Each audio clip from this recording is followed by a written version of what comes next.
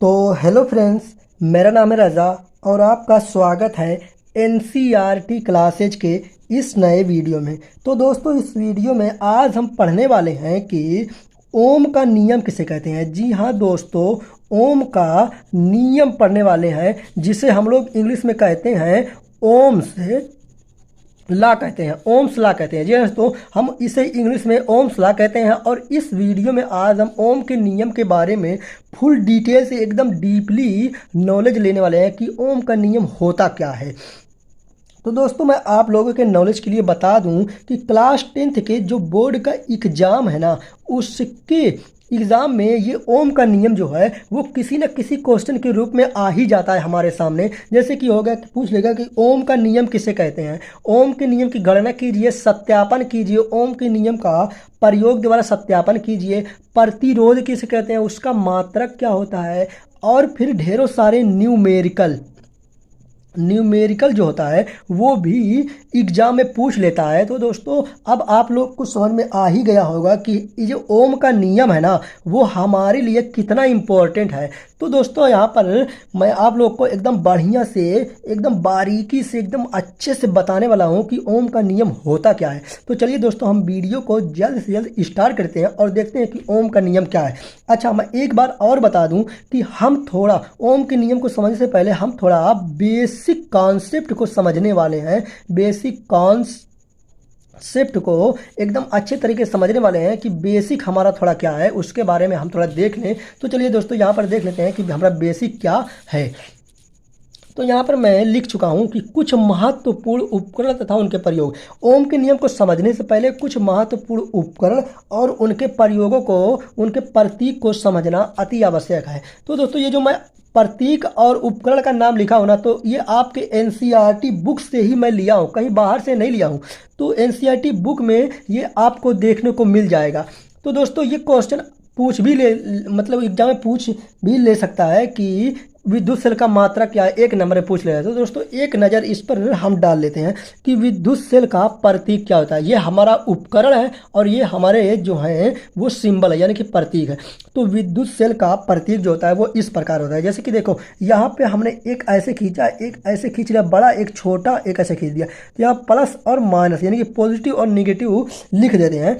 तो ये हमारा क्या हो जाएगा, विद्युत सेल का प्रतीक हो जाता है। और बैटरी अथवा सेलों का संयोजन, तो सेलों का संयोजन यानी कि सेलों को जो हम संयोजन कर देते हैं ना, तो हमारा क्या बनता है, बैटरी। यानी कि एक से अधिक सेल को, मतलब यहाँ पर एक सेल अब प्लस एक सेल प्लस एक सेल बराबर कितने सेल हो गए, 3 सेल हो गए।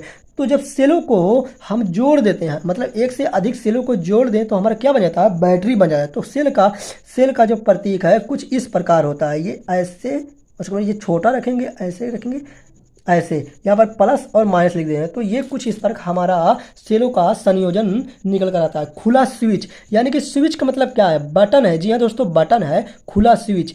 और बंद स्विच क्या होता है, इसके बीच में यदि हम डॉट लगा देना यहाँ पर, तो वो क्या हो जाता है, बंद स्विच हो जाता है हमारा। तार संधि, तार संधि का मतलब क्या होता है कि तारों को जोड़ना, यानी कि एक तार यहाँ पर है और एक तार यहाँ पर, यदि हम इसे यहाँ से लाके ज्वाइंट मार देना, तो क्या होता है, हमारा तार संधि कहलाता है। तो यहाँ पर तार संधि का सिंबल जो होता है वो कुछ इस प्रकार से होता है। विद्युत बल्ब का जो प्रतीक है वो हमारा कुछ इस प्रकार से है कि यहाँ पर देखिए ऐसे और इस टाइप का विद्युत बल्ब हमारा होता है। और हमारा जो 7वां है, प्रतिरोध है। यहाँ पर ब्रेकर टाइप का, यानी कि ब्रेकर टाइप का हम बना देना, तो यह प्रतिरोध हमारा कहलाएगा। तो दोस्तों, प्रतिरोध को थोड़ा आप लोग ध्यान में रखिएगा, क्योंकि इसकी ज़रूरत हमें आगे ओम के नियम में पढ़ने वाली है। तो परिवर्ती प्रतिरोध अथवा धारा नियंत्रक। तो परिवर्ती प्रतिरोध क्या होता है, तो मैं आपको बता दूं कि पैसा प्रतिरोध जिसके मान को बदला जा सकता है, यानी कि परिवर्तित किया जा सकता है, उसे हम परिवर्ती प्रतिरोध कहते हैं। तो यहाँ पर देखिए, ये प्रतिरोध हमने ऐसा बनाया, यहाँ पर एक तीर हम ऐसा डाल दें, तो ये क्या हो जाता है, परिवर्ती प्रतिरोध, जो मैं यहाँ पर बना चुका हूँ। ऐसे ब्रेकर टाइप का प्रतिरोध बनाया, उसको एक तीर ऐसे कर दिया, ये हमारा परिवर्ती प्रतिरोध हो गया। तो एमीटर का सिंबल क्या होता है, ये कुछ इस टाइप का होता है, यानी कि गोला हम एक ऐसा बनाएंगे और यहाँ पर प्लस और माइनस लिख देंगे। वोल्ट मीटर का सिंबल इस टाइप का हो जाएगा। तो दोस्तों, यहाँ पर वो एमीटर और वोल्ट मीटर को हम थोड़ा डीपली देखने वाले हैं कि क्या है। तो चलिए देखते हैं। विद्युत धारा को मापने वाले यंत्र यंत्र को एमीटर कहते हैं। जी हाँ दोस्तों, ये जो हमारा विद्युत धारा होता है ना, यानी कि इलेक्ट्रिक करंट को जो यंत्र मापता है, यानी कि जो डिवाइस मापता है, उसे हम क्या कहते हैं, एमीटर कहते हैं। जी हाँ दोस्तों, एमीटर कहते हैं। और एमीटर को जो है श्रेणी क्रम में जोड़ाता है। श्रेणी क्रम का मतलब क्या होता है, सीरीज कनेक्शन होता है। जी हाँ दोस्तों, ये जो है ना, वो सीरीज कनेक्शन में एमीटर को जोड़ा जाता है। तो यहाँ पर मैं कुछ सर्किट डायग्राम बनाया हूँ, परिपथ बनाया हूँ, तो देख लेते हैं। यहाँ पर ये तो मैं आप लोगों को बता चुका हूँ कि ये जो है हमारा सेलों का संयोजन, यानी कि बैटरी है और ये कुंजी है जो कि बंद कुंजी है, और ये जो है हमारा तार है, यहाँ से यहाँ तक दौड़ा हुआ है, ये एमीटर है, ये बल्ब है। तो जिस लाइन में स्विच, बल्ब और ये सब जुड़े होते हैं ना, उसी लाइन में यदि हम एमीटर को जोड़ दें तो हमारा क्या हो जाता है, ये सीरीज कनेक्शन हो जाता है। तो अब देखते हैं वोल्ट मीटर क्या है। ऐसा यंत्र, ऐसा डिवाइस जिसकी मदद से हम विभवांतर, यानी कि विभवांतर पोटेंशियल डिफरेंस को माप सकते हैं ना, उसे हम क्या कहते हैं, वोल्ट मीटर कहते हैं। तो वोल्ट मीटर को समांतर क्रम में जोड़ा जाता है। अब आपको ध्यान रखना है कि एमीटर को श्रेणी क्रम में जोड़ा जाता है और वोल्ट मीटर को जो है वो समांतर क्रम में जोड़ा जाता है। तो इसका सर्किट डायग्राम कुछ इस प्रकार होगा कि यहाँ पर इसके दो ही पॉइंट से हम जोड़ते हैं, यानी कि ये जो है वो पूरा सर्किट से मिला हुआ है। यहाँ पर दो ही पॉइंट से मिला हुआ है। ये हमारा वोल्ट मीटर है, ये हमारा बल्ब है, ये हमारा क्या है, बैटरी है, और ये कुंजी है। तो इस प्रकार से वोल्ट मीटर और एमीटर को जोड़ा जाता है। अब दोस्तों हम यहाँ पर देखते हैं कि हमारा ओम का नियम क्या है। तो फ्रेंड्स, यहाँ पर मैं आप लोग को बता दूं कि अब हम ओम के नियम के बारे में पढ़ने वाले हैं कि ओम का नियम असल में होता क्या है। इसे इंग्लिश में क्या कहते हैं, ओम्स लॉ कहते हैं। जी हाँ दोस्तों, ये हमारा ओम्स लॉ, इसे इंग्लिश में ओम्स लॉ कहते हैं। तो सन 1827 ईस्वी में जर्मन के वैज्ञानिक जॉर्ज साइमन ओम, तो ये ओम का नियम जो दिए थे ना, उनका पूरा नाम जो था जॉर्ज साइमन ओम, उन्हीं के नाम पर ये ओम का नियम पड़ा है, क्योंकि उन्हीं ने इसको खोजा था, इसकी डिस्कवर जो किए थे वो ओम ने ही किया था, जॉर्ज साइमन ओम ने। इसका पूरा नाम है जॉर्ज साइमन ओम। तो उनने विभवांतर तथा विद्युत धारा के संदर्भ में एक नियम प्रस्तुत किया। ओम के नियम जो थे ना, वो सन 1827 ईस्वी में विभवांतर तथा विद्युत धारा के संदर्भ में एक नियम प्रस्तुत किया, जिसे हम क्या कहते हैं, ओम का नियम कहते हैं। ये दोस्तों ओम का नियम हो गया। अब देखिए दोस्तों, इस नियम के अनुसार, यानी कि ये नियम जो प्रस्तुत किया था, वो नियम आखिर में क्या था, तो यहाँ से उनका नियम जो है वो स्टार्ट होता है। इस नियम के अनुसार यदि किसी चालक की भौतिक अवस्था, तो चालक की भौतिक अवस्था क्या हो सकती है, चालक क्या हो सकता है कि मतलब एक तार, यानी कि हम एक तार ये ले लेना जिसमें से आसानी से विद्युत धारा इसमें से यहाँ तक जा सके, उसे हम क्या कहते हैं, चालक कहते हैं। और अचालक क्या होता है दोस्तों, मैं बता दूं, अचालक जिसमें से विद्युत धारा नहीं प्रवाहित हो सकती है, उसे हम क्या कहते हैं, अचालक कहते हैं। तो यहाँ पर कहा गया है कि इस नियम के अनुसार यदि किसी चालक की भौतिक अवस्था, माने कि यह एक तार है जिसमें से विद्युत धारा प्रवाहित हो सकती है आसानी से, चालक की भौतिक अवस्था यानी कि ताप हो जाएगा, दाब हो जाएगा और क्षेत्रफल हो जाएगा। ये चालक की भौतिक अवस्था जो है, ताप, दाब और क्षेत्रफल, ताप, दाब और क्षेत्रफल को अपरिवर्तित रखा जाए, यानी कि इसमें जो है ना तो ताप को बदला जाए, ना तो क्षेत्रफल को बदला जाए, और ना ही दाब को बदला जाए, तो ना ही दाब में कोई परिवर्तन किया जाए। तो चालक के सिरों के बीच का विभवांतर, तो यहाँ जो इसके सिरों का बीच का विभवांतर है ना, दोनों सिरों के बीच का जो विभवांतर है ना, वो चालक में प्रवाहित, यानी कि इसमें जो प्रवाहित विद्युत धारा है, विद्युत धारा के समानुपाती होता है,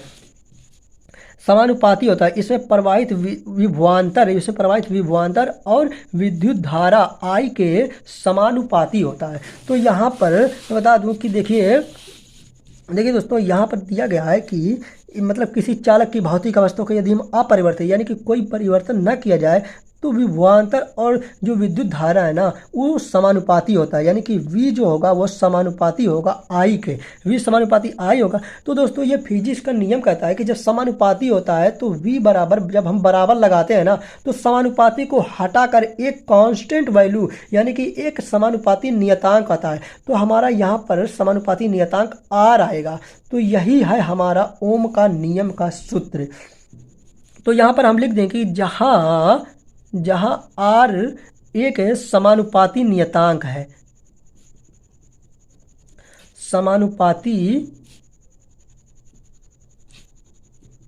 जहाँ आर एक समानुपाती नियतांक है। तो दोस्तों यहाँ पर देखिए v समानुपाती आर आई था, तो अर्थात v समानुपाती आई है ना, तो v बराबर आई इंटू आर, यानी कि जब समानुपाती हटता है ना तो बराबर का चिन्ह आता है और उसके जगह पर एक कांस्टेंट वैल्यू आता है, तो v बराबर आई इंटू आर। इसे हम लिख सकते हैं i बराबर v अपान आर। तो अब मतलब वही है, सिर्फ i को इधर कर दिया गया है और ये v अपान आर हो जाएगा। तो जहाँ v विभवांतर है, जहाँ v, इसको भी लिखना पड़ेगा दोस्तों, जहाँ v जो है वो विभवांतर है और i बराबर विद्युत धारा यानी कि इलेक्ट्रिक करंट है और r बराबर प्रतिरोध, जिसे हम इंग्लिश में क्या कहते हैं, रेजिस्टेंस कहते हैं। तो यहाँ पर जहाँ r एक समानुपाती नियतांक है, तो ये जो समानुपाती का चिन्ह हटा तो समानुपाती नियतांक आया जिसका मात्रक ओम होता है। जी हाँ दोस्तों, ये वैज्ञानिक जॉर्ज साइमन ओम के नाम पर इसका मात्रक रेजिस्टेंस यानी कि प्रतिरोध का मात्रक रखा गया था,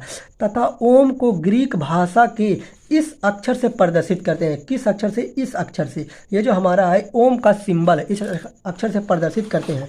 तो दोस्तों यहाँ पर आप आई होप कि मतलब ओम का नियम जो है वो आप लोगों को समझ में आया होगा। तो देख लेते हैं हम कि ओम के नियम का सत्यापन क्या है, ओम के नियम का प्रयोग द्वारा सत्यापन। तो दोस्तों यहाँ पर मैं एक सर्किट डायग्राम बनाया हूँ कि देखिए यहाँ पर एक मतलब हमने एक प्रतिरोध लिया, ऐसे ऐसे ऐसे ब्रेकर टाइप का प्रतिरोध लिया, उसके बाद एक कुंजी लगा दिया। ये जो हमारा खुला कुंजी है, अभी हमने इसको बंद नहीं किया, तो यहाँ पर एक हमने बैटरी लगा देंगे। बैटरी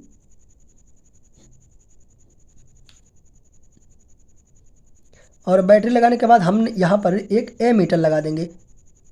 ये माइनस हो जाएगा और ये प्लस हो जाएगा। एमीटर हमने लगा दिया, ये हमारा सर्किट डायग्राम बनकर तैयार होगी। यहाँ पर हम प्लस लिख देंगे, यहाँ पर हम माइनस लिख देंगे। इसे हम जब चालू कर देंगे तो इसमें पूरे सर्किट में करंट जो होगा वो बहने लगेगा।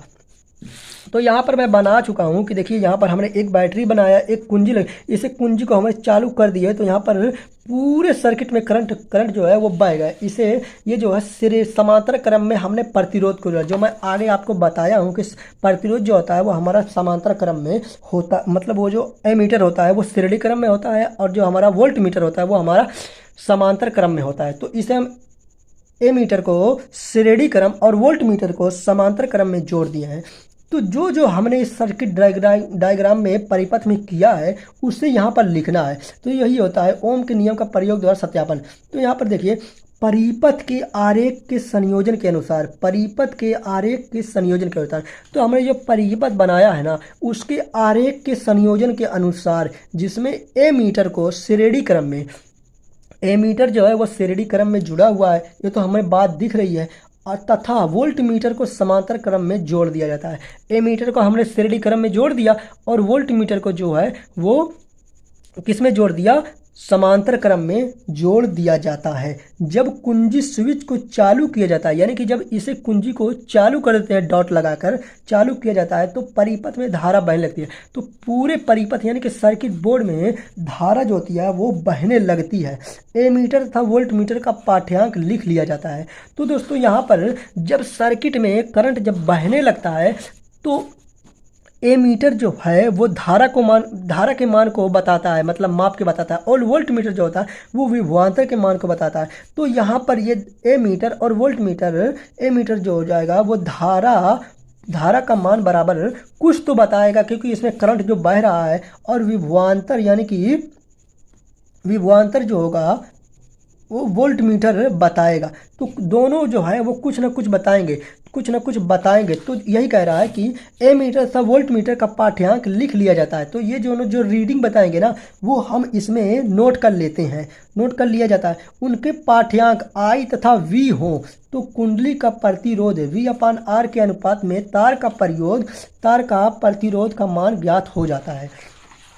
कहा है दोस्तों यदि उनके पाठ्यांक I तथा V हो, यानी कि I जो है वो हमारा धारा है और विभवांतर V है, तो R का मान हमें कैसे निकलेगा, R बराबर V अपान आई हो जाएगा। जी हाँ दोस्तों, ये हमारा आर बराबर क्या हो जाएगा, वी अपान आई हो जाता है।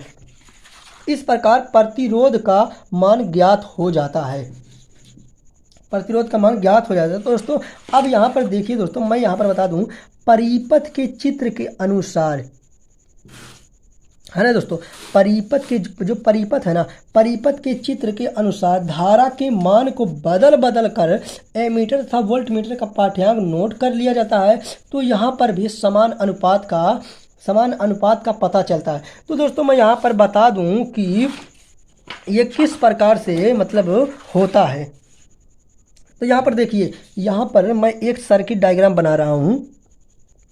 हमने यहाँ पर देखिए दोस्तों कितना बैटरी लिया, प्लस और माइनस, एक बैटरी, दो बैटरी, तीन बैटरी, यानी कि मतलब एक सेल, दो सेल, तीन सेल। तो ये हमारा क्या हो गया, बैटरी बन गया। तो यहाँ पर हम प्लस लिख लेते हैं, यहाँ पर माइनस लिखते हैं, यहाँ पर माइनस लिखते हैं। अब हम स्विच को चालू करते हैं। तो दोस्तों यहाँ पर आप नोट करिए कि परिपथ के चित्र के अनुसार धारा के मान को बदल बदल कर एमीटर तथा वोल्ट मीटर का पाठ्यांक नोट कर लिया जाता है। तो दोस्तों यहाँ पर देखिए, सपोज करिए कि हमने यहाँ पर एक ही बैटरी सिर्फ कनेक्ट किया, यानी कि यहाँ से हम एक बैटरी को कनेक्ट कर देते हैं।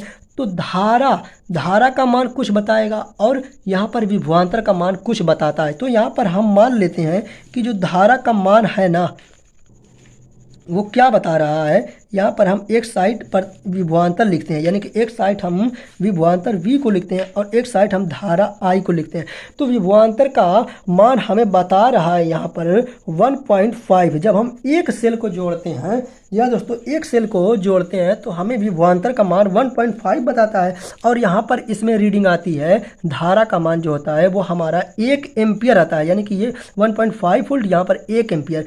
आज जब हम दो बैटरी को जोड़ते हैं, जी हाँ दोस्तों, अब हम इसको हटा दिए, यहाँ पर दो बैटरी को जोड़ दिए, तो धारा का विभवांतर जो हो जाएगा हमारा 3 वोल्ट हो जाता है, और एम्पियर हमारा धारा जो होता है वो 2 एम्पियर हो जाता है। अब हम यहाँ पर 3 सेल को जोड़कर देखते हैं, इसे निकाल दे, 3 सेल को जोड़ते हैं तो यहाँ पर हमारा 4.5 वोल्ट बताता है, यहाँ पर ये माप कर, और जो धारा एमीटर जो है वो धारा को माप कर बताता है यहाँ पर 2.9 एम्पियर। तो दोस्तों यहाँ पर आप सोच रहे हैं कि यहाँ पर 2.9 एम्पियर क्यों लिया गया है। तो दोस्तों यहाँ पर कुछ गड़बड़ सड़बड़ हो जाता है, जैसे कि हमारा ये जो मीटर वोल्ट मीटर है ना, वो एकदम सटीक रीडिंग नहीं बताता है, कुछ गड़बड़ सड़बड़ हो जाता है, यानी कि प्रतिरोध कुछ आ जाता है। तो यहाँ पर हमने 3 वोल्ट ना लेकर 2.9 एम्पियर लिया है। तो फ्रेंड्स यहाँ पर अब हमें पता क्या चलता है कि मतलब देखिए, धारा के मान को बदल बदल कर एमीटर तथा वोल्ट मीटर का पाठ्यांक नोट कर लिया जाता है। एमीटर और वोल्ट मीटर का पाठ्यांक हमने नोट कर लिया, तो यहाँ भी समान अनुपात का पता चलता है। हमने ओम के नियम में पढ़ा क्या था कि विभवांतर जो है वो धारा विभवांतर जो है उसके सिरों का बीच जो विभवांतर है चालक में प्रवाहित विद्युत धारा के समानुपाती होता है। यानी कि जैसे जैसे विभवांतर को हम बढ़ाते हैं ना, तो धारा का मान भी अपने आप बढ़ता है। यहाँ पर हमने एक सेल लगाया तो यहाँ पर विभवांतर इतना निकल गया, एम्पियर इतना, धारा इतना निकल के आया। जब हम 2 सेल लगाते हैं तो यहाँ पर विभवांतर 3 वोल्ट हो जाता है और धारा 2 एम्पियर होता है। तो इससे पता क्या चलता है कि जैसे जैसे हम वोल्ट यानी कि विभवांतर को बढ़ाते हैं, अपने आप धारा का मान बढ़ जाता है, यानी कि धारा जो है, जो विभवांतर है वो धारा के समानुपाती होता है। तो यहाँ पर देखिए दोस्तों, एक हम ओम के नियम का ग्राफ भी देख लेते हैं। तो यहाँ पर मैं क्या कर रहा हूँ कि यहाँ पर मैं V विभवांतर ले रहा हूँ, यहाँ पर मैं धारा ले रहा हूँ। तो 1 2 3 हमने लिया ना, तो 1 एम्पियर हो जाएगा, 2 एम्पियर या 3 एम्पियर हो जाएगा। और यहाँ पर वोल्ट मैं लेता हूँ 3 लेता हूँ, यहाँ पर है 1.5 वोल्ट है और यहाँ पर 3 वोल्ट है, यहाँ पर 4.5 वोल्ट है।